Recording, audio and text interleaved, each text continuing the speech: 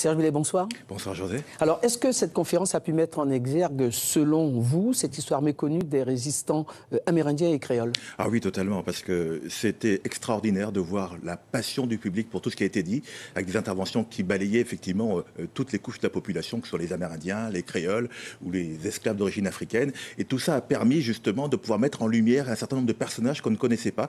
Moi, je les connaissais un tout petit peu parce que j'étudie toute la question noire depuis longtemps. Mais sur Pompée, par exemple, j'ai appris des choses que je n'ai pas eu à raconter hier soir. Je ne savais pas qu'il était d'origine Makwa. Moi-même, j'ai fait un livre il n'y a pas très longtemps dont on parle beaucoup sur Yasuke, le premier samouraï noir qui s'est retrouvé au Japon au XVIe siècle, alors qu'on pensait que jusqu'ici, le premier étranger était un Britannique. Et Yasuke était d'origine Makwa. Et j'ai toujours pensé que les Makwa étaient déportés essentiellement en Asie et déportés aussi donc à La Réunion. Ils ont peuplé La Réunion. Or non, on apprend aussi que des Makwa ont été déportés ici en Guyane. Donc on a tous appris quelque chose hier soir. Alors justement, vous avez pris le parti de ne pas traiter historiquement la communauté Bushinengue. Vous avez préféré nous faire découvrir qui était la mère de Boni. Pourquoi avez-vous fait ce choix volontairement? Parce que on ne sait rien sur la mère de Boni, il n'y a pas d'archives. Par contre, sur Boni, on sait beaucoup de choses. Moi, j'ai travaillé avec les archives hollandaises, les archives françaises aussi, et puis ce qu'ont pu faire d'autres historiens avant moi, parce que moi, je suis d'abord journaliste et écrivain. Et je me suis dit, mais ce serait formidable d'en savoir un peu plus sur elle.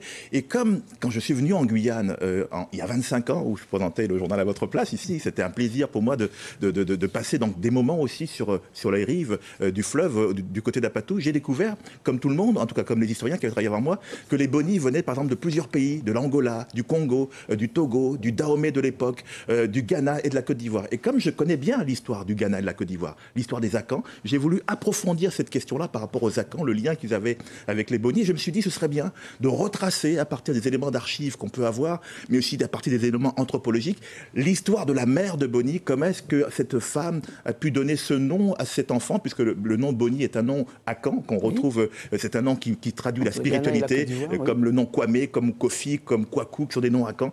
Comment est-ce qu'elle a pu donc effectivement donner ce nom? Comment est-ce qu'elle a pu donc vivre son esclavage et se réfugier après dans la forêt Suriname et donner naissance à cet enfant? Alors justement, que reste-t-il aujourd'hui d'africanité au Boni, du Haut-Maroni en Guyane? Mais on est comme partout, les choses se diluent avec le temps, parce que bon, on leur a dit vous êtes d'origine africaine dans le sens de façon vague, et puis certains ont peut-être honte aussi quelquefois de leurs origines. Il faut travailler justement à redonner cette mémoire et cette histoire, surtout à nos jeunes, parce que c'est de là que vient l'estime de soi. C'est quand on connaît son histoire. Moi qui ai eu la chance de fréquenter Aimé Césaire pendant une quinzaine d'années, quand j'ai quitté la Guyane pour aller donc travailler à la Martinique, je sais qu'il avait souvent tendance à me répéter un proverbe africain qui disait « Si tu ne sais pas où tu vas, au moins sache au moins d'où tu viens ». Et je pense que c'est important justement qu'on apprenne ou qu'on réapprenne à ces jeunes à connaître leur histoire de façon à ce qu'ils puissent savoir où ils vont. Alors, pour terminer, Serge Billet, une question aux confrères journalistes que vous êtes, écrivains surtout. L'Afrique, on parle de ce continent africain, souvent présenté comme le foyer émergent du 22e siècle.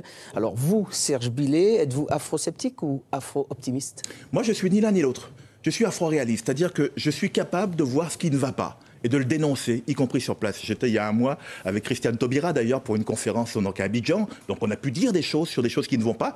Et puis quand ça va bien aussi, il faut savoir dire les choses qui vont. Mais je pense qu'il y a moyen d'avoir confiance dans ce continent, parce que c'est un continent qui est le continent de l'avenir. Et